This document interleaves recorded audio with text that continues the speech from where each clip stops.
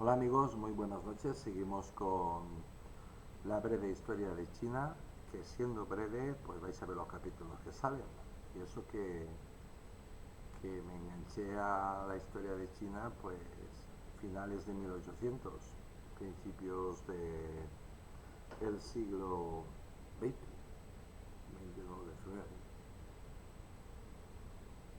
Vamos, que actuó reciente, reciente, cuando perdimos Cuba más o menos es cuando me enganché.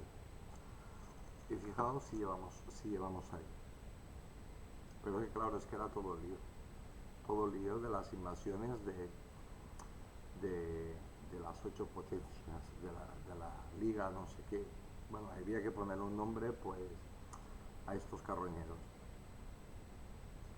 También al final o en algún momento pues hablaré exactamente de lo que hizo España y sobre Manchuria. También veré pues los errores que he cometido, pues, pues haré una especie de fe de ratas. Bien, vamos allá. He decidido hacer pocos comentarios, los justos y necesarios, porque si no, como me dijo mi amigo, no vas a terminar nunca. Y vamos allá. La modernización de China, capítulo tercero o 3. Es que depende de cómo lo pongas, te lo acepta como animal de compañía o no, el título. También manda esto. Bueno, los puños justos y armoniosos, otra vez problemas con la voz. Y oye, por cierto, muchísimas gracias a Maripili por el frío que nos está haciendo pasar. Y esto que parece que a partir de mañana es cuando entre el frío serio. El invierno seriamente. Bien, los puños justos y armoniosos, Yi He Quan,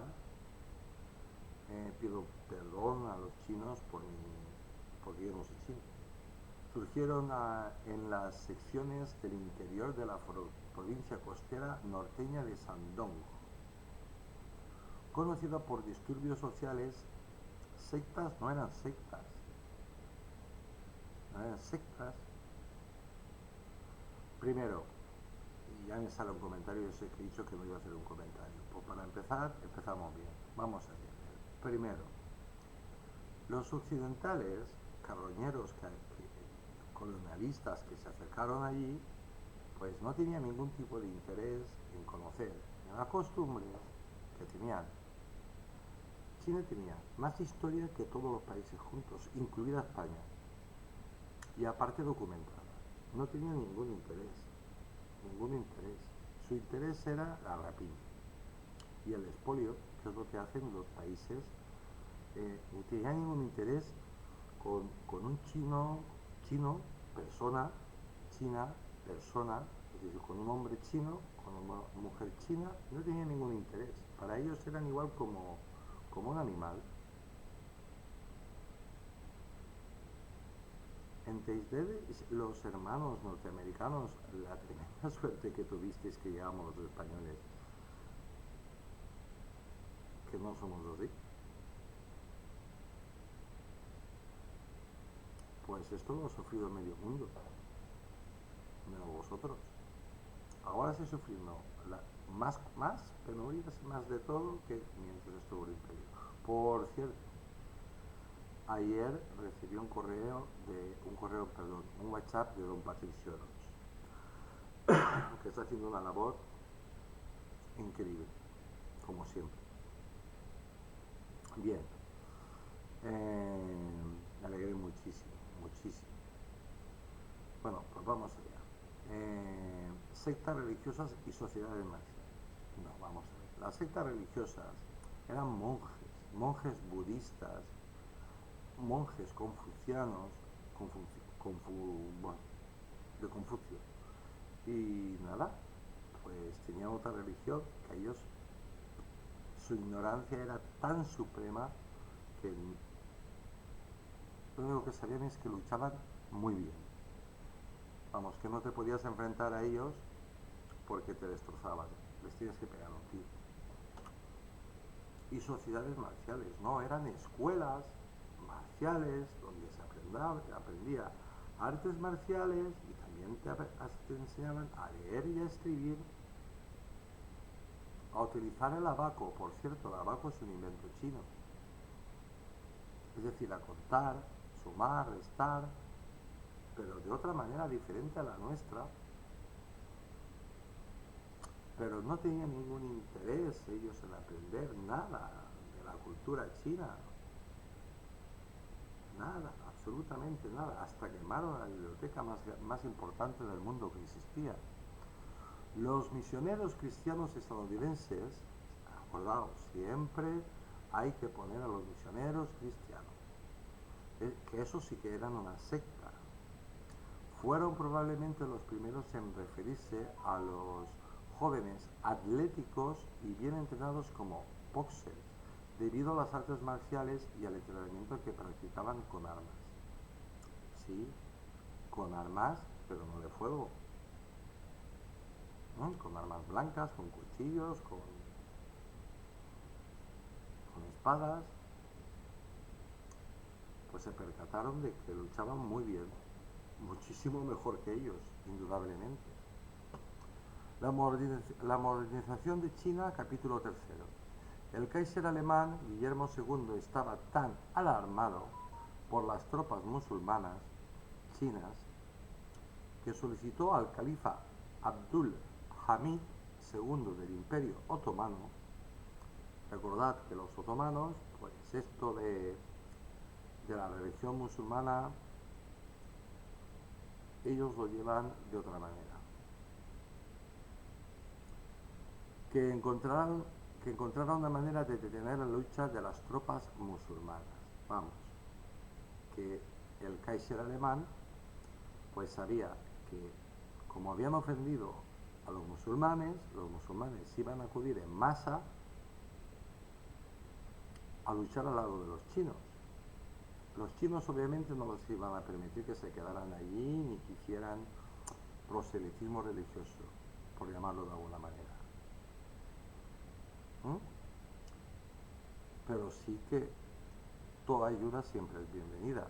El califa aceptó la solicitud del Kaiser y envió a Enver Pasha, no confundir con el futuro líder de los jóvenes turcos, a China en 1901, pero la rebelión ya había terminado. Es decir, los árabes que acudieron, los musulmanes que acudieron, hicieron su trabajo y se marcharon, porque a China tampoco le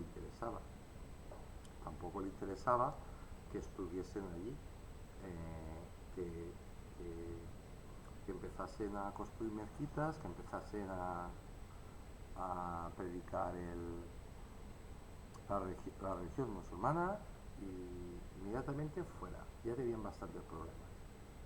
También el 11 de junio vieron al primer fraile, o boxer como les llaman ellos, vestido con gafas. Fue visto en el barrio de las delegaciones. Se quedaron asombrados. Porque claro, como no se molestaron en saber nada sobre China, ellos iban a por la plata, a saquear China todo lo que pudieran y más, a expoliarla. Pues no sabían que las lentes, esto también fue un invento chino. Que antes que ellos tuviesen gafas, los chinos ya iban con gafas. Llegó a Europa a través de la ruta de la seda. En fin, pero la ignorancia es muy atrevida. El ministro alemán Clemens von Kattler y los soldados alemanes capturaron a un niño monje y lo ejecutaron inexplicablemente. Pues muy bien, ya tenemos lío y de los gordos. En respuesta, miles de frailes irrumpieron a la ciudad amurallada de Pekín esa misma tarde, y quemaron pues todas las iglesias y catedrales cristianas. Catedrales no había ninguna. Bueno, si tú quieres decir que mi casa o la iglesia de mi pueblo es una catedral, pues oye, pues muy bien. Y catedrales cristianas en la ciudad, y algunas víctimas con vida también. Vamos, que te remataban, lo mismo que hacían ellos. lo mismo que hacían ellos. Los misioneros estadounidenses y los británicos se habían refugiado en la misión metodista. Si os dais cuenta, son religiones, son sectas que todas han salido de la masonería. De la masonería de los países anglófonos y masones. Todos. ¿Eh? Y especialmente pues Estados Unidos. Los misioneros estadounidenses y británicos se habían refugiado en la misión metodista y los marines estadounidenses rechazaron un ataque ahí. Los soldados, un ataque, pero no a ver si nos cuentan más. Los soldados de la embajada británica y las delegaciones alemanas dispararon y mataron a varios frailes. Boxers. Digo boxers para que lo entendáis, pero cada vez que diga fraile, entender que es un boxer. Alineando a la población china de la ciudad y empujando al gobierno Qing hacia el apoyo hacia los frailes. Los musulmanes de Gansu y los frailes, junto con otros chinos, atacaron y mataron a cristianos chinos en torno a las delegaciones en venganza por los ataques extranjeros contra los chinos.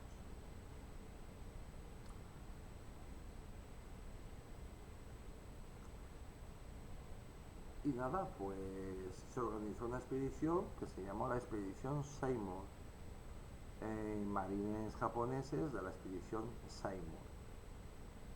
A medida que la situación se volvió más violenta, una segunda fuerza multinacional de 2.000 marinos e infantes de marina bajo el mando del vicealmirante británico Edward H. Seymour, el mayor contingente británico, fue enviado desde Daegu, a Pekín el 10 de junio de 1900. Es que fijaos, estamos en 1900 y no avanzamos nada. Digo yo que no avanzamos nada en las reacciones. Nota que me sale ahora. Creo que es la segunda o la tercera vez que desde que llegaron han tenido que pedir refuerzo. Y llegaron un montón, ¿eh? Las tropas fueron transportadas por tren de Dagao a Tianjin con el acuerdo del gobierno chino, pero el ferrocarril entre Tianjin y Pekín había sido cortado. ¡Ay! ¡Qué inesperado! Seymour decidió avanzar y reparar el ferrocarril o avanzar a pie si fuese necesario, teniendo en cuenta que la distancia entre Tianjin y Pekín era de solo 120 kilómetros. Nota que me sale ahora. Si estás en guerra, 120 kilómetros a pie, a no ser que lleves un ejército brutal detrás de ti, es un suicidio. Es un suicidio. Porque vais a llegar a lo mejor vais a llegar pues 4 o 5 y heridos, sano mismo. Cuando Seymour dejó Tianjin y se dirigió hacia Pekín, enfureció a la corte imperial. Como resultado, el príncipe manchú pro-fraile Duan se convirtió en líder de Zhongli, Yemen, oficina de asuntos exteriores, reemplazando al príncipe Qin. El príncipe Duan era miembro del clan imperial Asin y Oro. Los extranjeros lo llamaban sangre real, entre comillas. Y la emperatriz viuda Cixi había nombrado a su hijo como el próximo en la sucesión para el trono imperial. Es decir, que el príncipe Qin estaba destinado a ser el próximo emperador. Pero él estaba guerreando, como buen chino. Se convirtió en el líder efectivo de los frailes, los que aquí llamamos boxers, y era extremadamente anti-extranjero. Bueno, Bueno, pues aquí ya tenemos una declaración de intenciones totalmente clara, aquí no cabe ninguna duda. Pronto ordenó al ejército imperial Qing atacar a las fuerzas extranjeras, lo dicho. Confundido por las órdenes en conflicto de Pekín, el general Ye Shenzhen dejó pasar el ejército de Seymour en sus trenes. Eso se llama fallos de comunicación, o que el general Ye Shenzhen pues se hizo loco. No sé si más tarde saldrá y nos lo aclararán. Después, pero si tú estás en guerra contra alguien, pues obviamente no lo vas a dejar pasar. Le vas a poner todo tipo de impedimentos. Es lógico. Y acordaos que miles de años antes de que naciera Julio César, Zendú ya había escrito tremendo libro sobre el arte de la guerra. Está considerado el mejor estratega de la historia de la humanidad. Hasta que no se descubra, pues un libro más antiguo y mejor. Difícil, pero no imposible.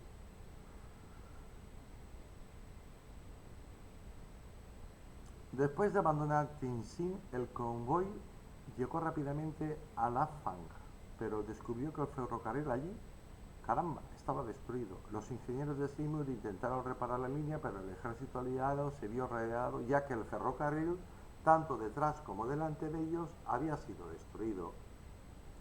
Lo más normal del mundo. Fueron atacados desde todas las partes por irregulares chinos y tropas gubernamentales chinas, vamos, por el ejército chino.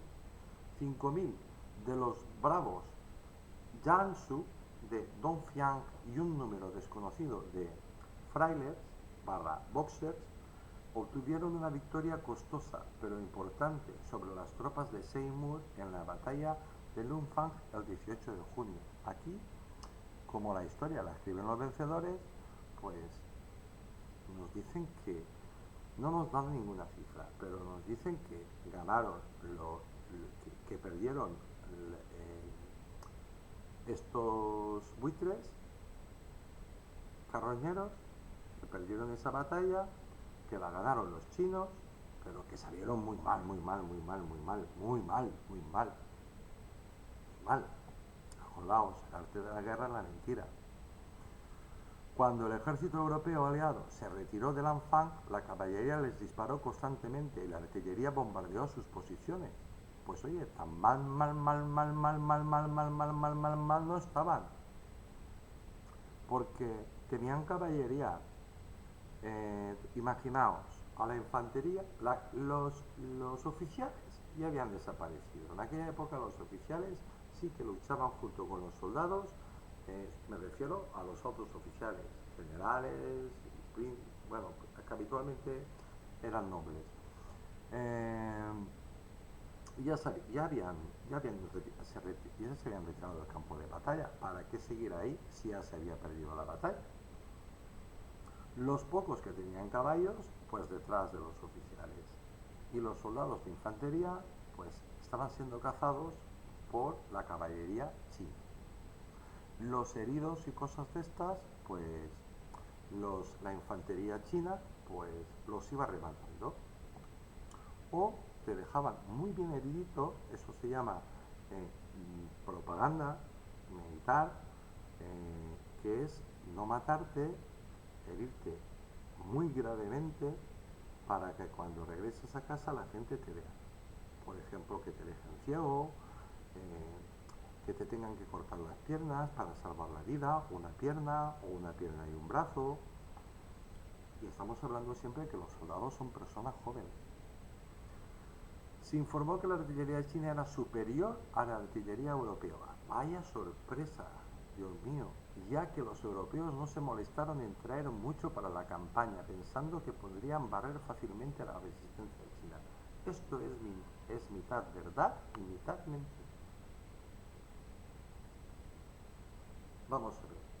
Llegaron cargados con todo lo que cabía en los buques. Es decir, que llevaban cañones gordos, de los gordos, pesados de la época, llamámoslo de artillería pesada de la época. Llevaban artillería también media y artillería pequeñita, que un simple caballo o la carga sobre un mulo, morteros y cosas de estas. Y un montón de soldados y un montón de buques de guerra. Por lo tanto, los puertos lo controlaban ellos. Los navíos de guerra eran tan grandes que en algunos puertos pues tenían que atracar fuera de los puertos. Pero no, eso es mentira. Eso de que no llegaron suficientemente preparados, no. Lo que se encontraron fue con un inmenso imperio que tenía, mirad, exceptuando Francia, y en parte a Rusia, todos los demás países, y a Japón, todos los demás países, pues tal como los conocemos en la actualidad, tal como los conocemos de España, pues ya hablaré aparte, tienen como mucho 150 años. Cuando la historia de China, pues documentada, ¿qué tiene? Pues 6.000 años, 5.000, 7.000.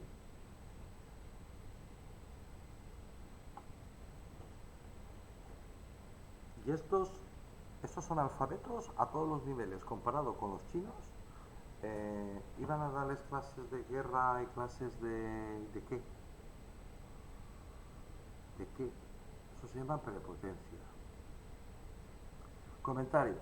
Los chinos, apartados, en lugares alejados de los caminos y en zonas difíciles de acceder, muy difíciles de acceder, alejadas del conflicto, comenzaron a construir armas modernas, artillería pesada, artillería media y artillería pequeña.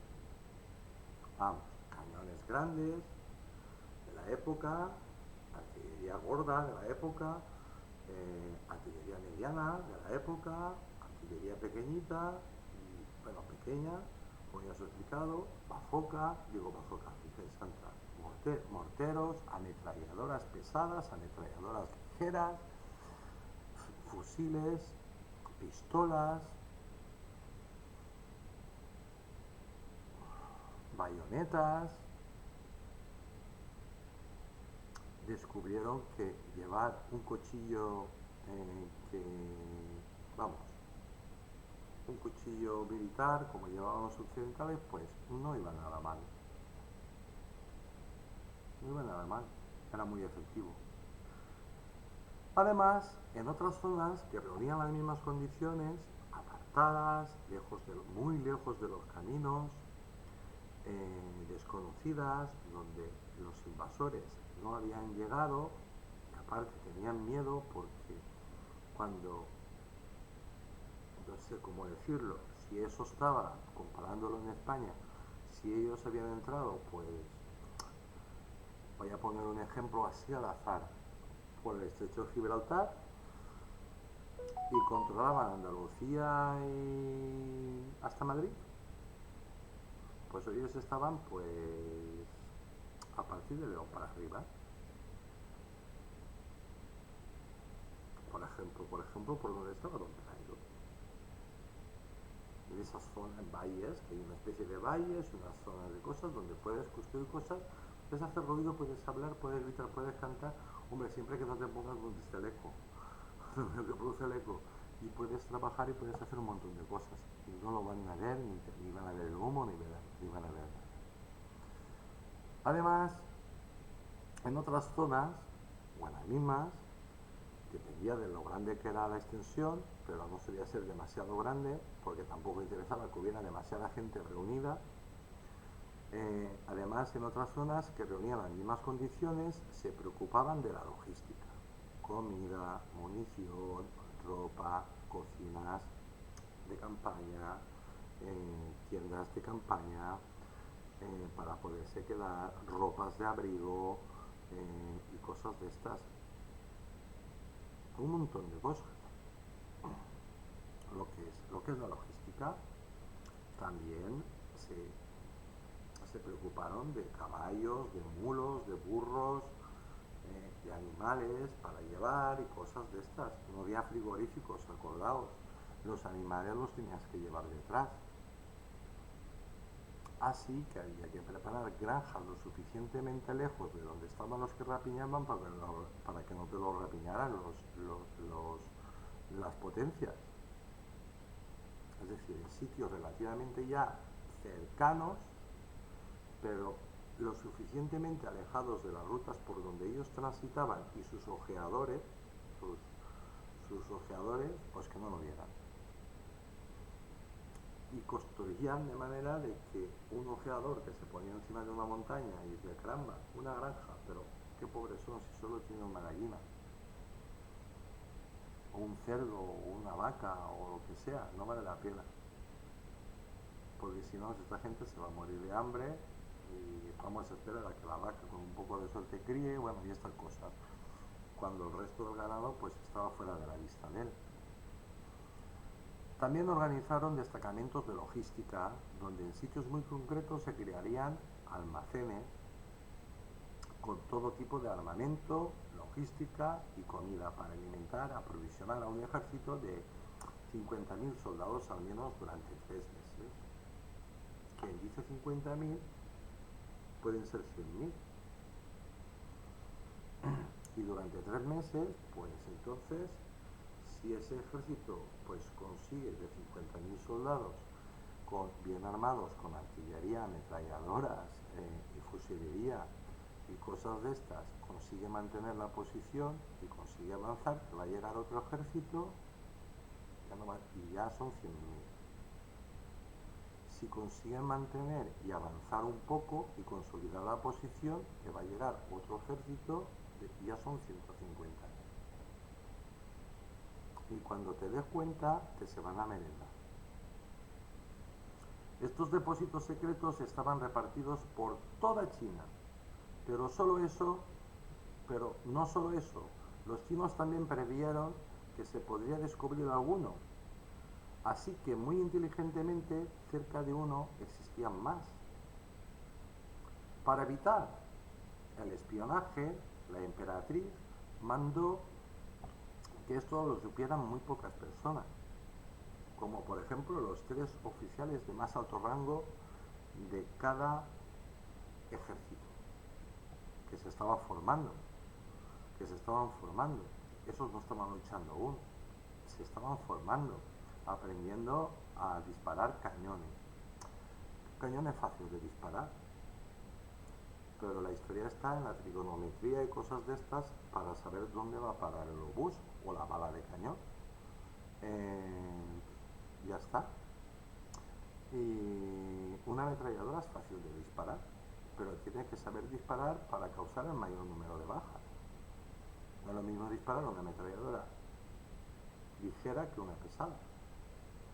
La ametralladora ligera la dispara una persona, la pesada necesita 3 o 4 personas. En aquella época quizás 5. El que dispara y el que sirve a la ametralladora, los que sirven a la ametralladora, el que te va trayendo la munición, la que te va poniendo la munición y el otro que va recargando, porque las balas al final se terminan de estar en el sitio donde tienen que estar, van en cajas a granel.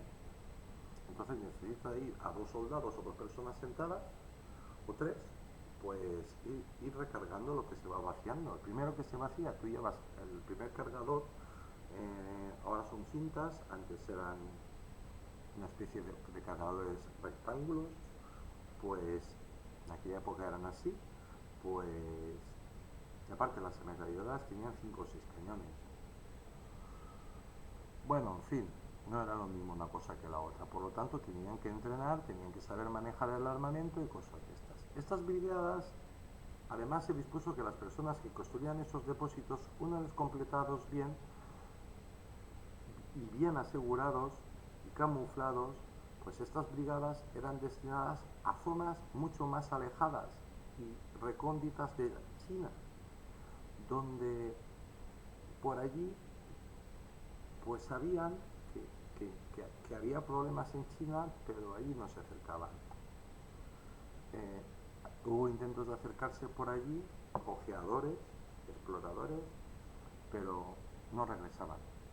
Así que dejaron de mandar. Ya llegarían cuando lo conquistaran todo. Cuando se repartieran el pastel, es decir, China, que llegarían, que llegarían. Así que prisa tampoco tenían. De todas formas, sabían que ellos, los buitres de los países que entraron en China, pues ellos estaban convencidos de que se iban a repartir el pastel y entonces no tenían ninguna prisa, ya llegarían. Pues allí, justamente allí,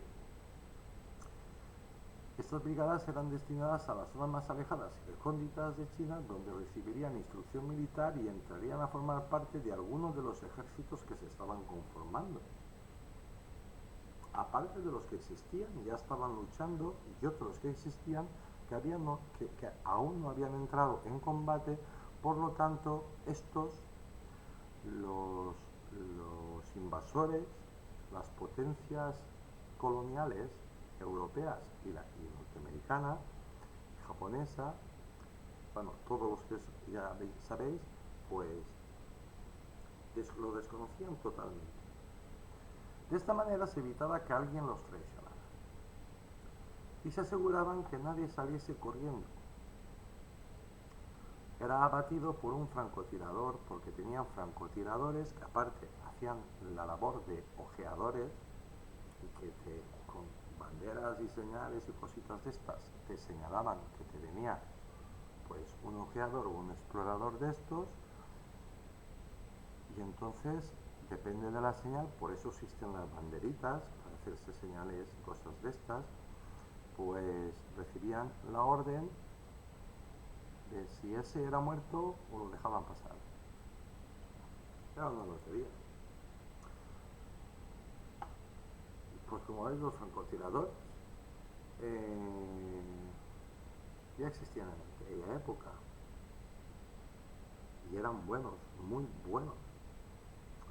Amigos, como veis, la historia es apasionante y además es muy reciente. Y hasta aquí. Y os dejo pues la preguntita. ¿Creéis que las potencias colonialistas menospreciaron a China? La menospreciaron, pero la menospreciaron. Y que se equivocaron y lo pagaron muy caro. Pues bueno, pues hasta aquí. Hoy cortito. Pues nada, muchísimas gracias. Soy Tony Garcés, os mando un saludo muy grande desde Valencia, España.